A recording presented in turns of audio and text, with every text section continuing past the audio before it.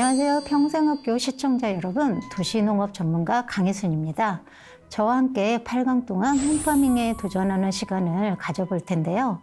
먼저 홈파밍이란 무엇일까요? 홈파밍은 단순히 작물을 키우는 것을 넘어서 우리의 삶 속에 자연을 끌어들이고 그 과정에서 얻는 즐거움과 만족감, 그리고 자급자족의 가치를 추구하는 건강한 생활 방식입니다. 홈파밍의 장점으로 보면 직접 저희가 재배를 한다는 것이겠죠. 그래서 저희가 원하는 채소와 또 식재료, 허브를 많이 쓰잖아요. 허브를 언제든지 심고 수확할 수 있는 건강한 식단을 유지할 수가 있습니다. 그리고 이제 경제적으로 효과가 있는데요. 마트에서 구입하면 채소나 허브라든가 이런 비용이 좀 비싸죠. 근데 절감을 할 수 있다는 것이겠죠. 제가 좀 항상 강조하고 있는 말 중에 하나가요. 정서적으로 안정이 있다는 것입니다. 식물을 제가 가꿔보니까 스트레스가 일단 해소가 돼요. 그리고 이제 가족들과 함께 홈파밍을 하면서 자연에 대한 또 이제 공부가 좀 되는 것 같았어요. 그래서 이제 식물에 대한 교육적인 경험을 쌓을 수가 있습니다. 이제 홈파밍을 시작하기 위해서는 이제 몇 가지 기본적인 준비가 필요합니다. 첫째는 재배할 공간을 선택하는 거예요. 베란다가 좀 넓은 분들은 그 베란다 쪽에 많이 하겠죠.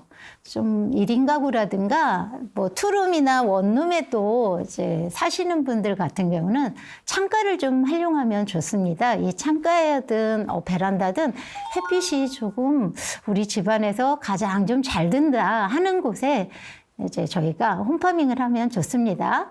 그리고 이제 재배할 식물을 선택해야 돼요. 근데 이제 초보자들은 난감할 때가 있어요. 그러면 이제 씨앗을 고르는 방법이 이제 첫 번째로 가장 중요하다고 저는 생각을 하는데요.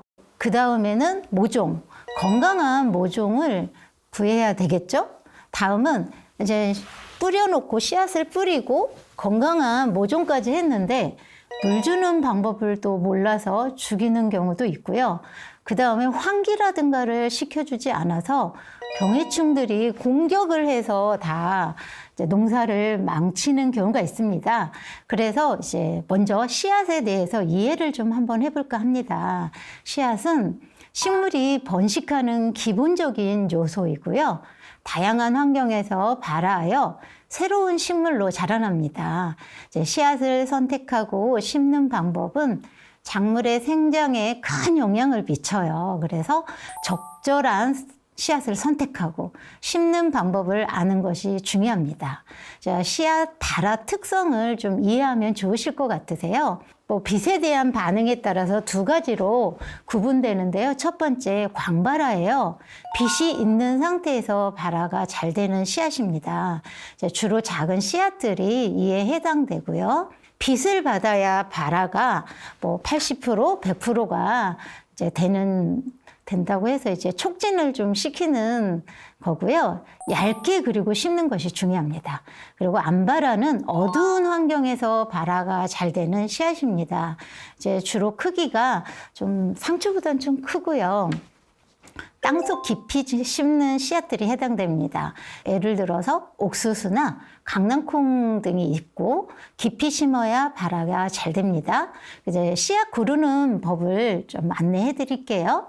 이제 품종명과 이제 씨앗 육성 해사명을 확인해야 됩니다. 씨앗 양과 유효기간을 반드시 확인하고요. 가능하면 최근에 포장된 씨앗을 고르는 것이 좋습니다.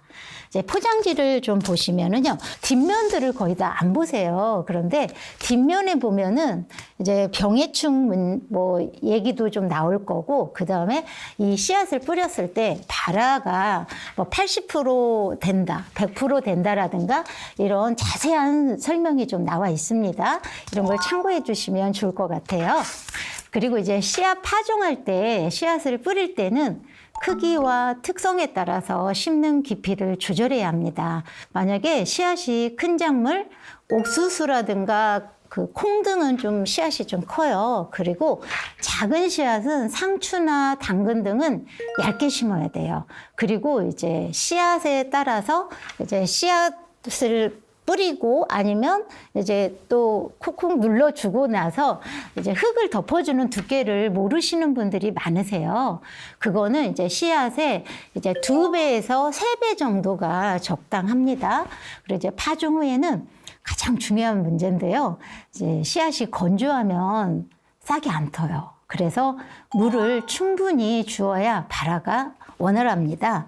제가 이제 씨앗을 보관하고 항상 이제 있는 방법을 좀 노하우를 전수할 겁니다. 이건 이제 시금치 씨앗이에요. 씨앗이 습도가 있으면 그 다음에 발화가 안 되거든요. 그래서 실리카게를 저는 좀 항상 넣어놓는 편이에요. 이렇게 보시면 이름도 좀 시금치라고 써주고, 그다음 어떤 또 꼼꼼하신 분들은 보면 날짜도 꼼꼼하게 쓰세요. 근데 제가 오늘 날짜는 좀 안 썼네요. 다음은 제가 이제 텃밭이나 베란다에다 좀 자주 심는 제비콩이랍니다. 제비 모양, 얼굴 모양이라고 그래서 제비콩이라고 하는데요. 우리가 이제 햇볕을 좀 가려주는 역할을 해요. 넝쿨을 좀 타고 올라가서. 이렇게 보시면 제비 머리 모양이 좀 기억하실 거예요. 그리고 이제 풍선초도 중간중간에 심는데요. 풍선초 씨앗을 보면 하트 모양이 씨앗입니다. 그래서 너무들 다 신기해하고 예뻐해 주셔서 제가 중간중간에 베란다에 심고 있습니다. 네. 그리고 이제 모를 길러서 가꾸는 이제 작물가 있고 직접 뿌리는 작물 종류에 따라서 씨앗을 직접 뿌리거나 모종을 길러서 심는 방법이 있습니다. 이제 직접 뿌리는 작물로는 우리가 가장 많이 좀 심고 뿌리는 상추가 있고요. 무가 있고 당근 등이 있어요. 그 다음에 이제 뭐라고 하면 이렇게 이제 상추 모종이거든요. 이러듯이 이제 가을에는 배추 모종이 있고요. 그 다음에 이제 여름과 봄 그 사이에는 토마토 모종을 이렇게 사서 이제 쓰듯이 이제 우리가 모종을 길러가지고 하는 작물이 이렇게 나눠진답니다. 그래서 이제 각 품종에 맞는 적절한 관리법을 숙지하는 것이 중요합니다. 이제 모종 선택 시 주의사항이 이제 몇 가지 있어요. 근데 모종 이렇게 딱 사러 갔을 때 농장이나 화원에 갔을 때 줄기가 조금 굵어야 돼요. 다음은 이제 마디와 마디 사이라고 하는데요. 그 마디와 이제 마디 사이가 간격이 좀 적당해야지 웃자라듯이 길쭉하면 그 친구는 좀 웃자라 있다고 생각하시면 돼요. 그런 친구보다도 마디마디 간격이 좀 균일하면서 적당한 걸 선택해 주시면 좋고요. 다음은 좀 잎을 좀 보셔야 돼요. 잎 상태가 좀 깨끗해야 되는데 뭐 황갈색이라든가 약간 반점이 있다고 하는 거는 초보자분들이 보셨을 때도 이거 병이 들었나? 이런 느낌들이 있어요. 그러면 이제 그런 거 선택하셔서 심어도 이제 수확량이 좀 적거나 죽어가겠죠. 그래서 딱 봤을 때도 싱싱해 보이는 거. 다음은 이제 병해충 피해를 받지 않는 모종이라고 해서 좀 전에 제가 반점 생긴다든가 뭔가 벌레가 있어 보인다든가 앞뒤를 좀 살짝 보시면 좋아요. 그리고 이제 물 관리가 잘 되고 하면은 이제 뿌리 부분들이 흙이 마르지가 않는 걸 우리가 선택을 해야 되는데 우리가 어떻게 뿌리를 제가 알 수 있어요? 하고 이제 의문점이 좀 있어요. 근데 이제 흙과 그 다음에 그 채소 심어진 그 중간 정도 보면은 이제 그 흙이 좀 관리가 좀 잘 됐다 하는 것들은 그래도 또 보이지 않지만 뿌리도 좀 잘 되리라고 생각을 하시면 될 것 같아요. 그리고 이제 열매 채소 같은 경우에는 사실 베란다에서 키우기가 100% 성공률이 많지 않아요. 제가 키워봤거든요. 처음에 모종을 살 때 열매 채소에 꽃이 피어 있거나 또 두 번째는 이제 그 열매가 살짝 그 고추라든가 가지라든가 맺혀져 있는 거를 좀 한두 개 정도 딱 있는 친구들을 데려다가 키우면 좀 실패할 확률이 없습니다. 다음에 이제 물 관리가 중요한데요. 이제 물을 주는 시기를 놓치거나 물을 너무 많이 주어서 작물이 죽는 경우를 좀 한두 번 경험해 보셨을 거예요. 그리고 이제 식물마다 물을 많이 필요로 하기도 하고 또 어떤 거는 나 물 싫어요. 물 싫어요 하는 그런 채소도 있답니다. 그 허브 같은 경우에는 제가 키워보니까 바질은 물을 상당히 좋아해요. 근데 토마토 같은 경우는 좀 물을 좀 싫어해서 저는 이제 같이 좀 심어서 이제 상호작용을 좀 덕을 좀 보고 있습니다. 그리고 이제 때에 맞춰서 물 주는 방법이 중요한데요. 뿌리가 이제 있는 흙속까지 젖을 수 있도록 흠뻑 줘야 돼요. 한 번에 쏟아붓듯이 한 번에 주지 마시고요. 두 번이나 세 차례 이제 천천히 물을 좀 주면 되고요. 물은 그럼 언제 어떻게 줘야 될까요? 하고 이제 뭐 질문하시는 분들이 상당히 많아요. 제 주위에도. 네, 물 주는 시기는 이제 작물마다 다르고요.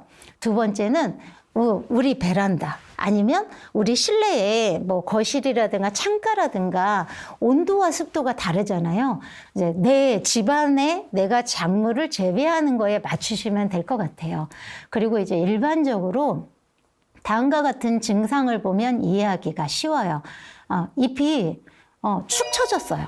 그러면 흙을 좀 만져보세요. 그러면 분명히 흙이 바짝 말라 있을 거예요. 이때 물을 좀 주면 좋고요.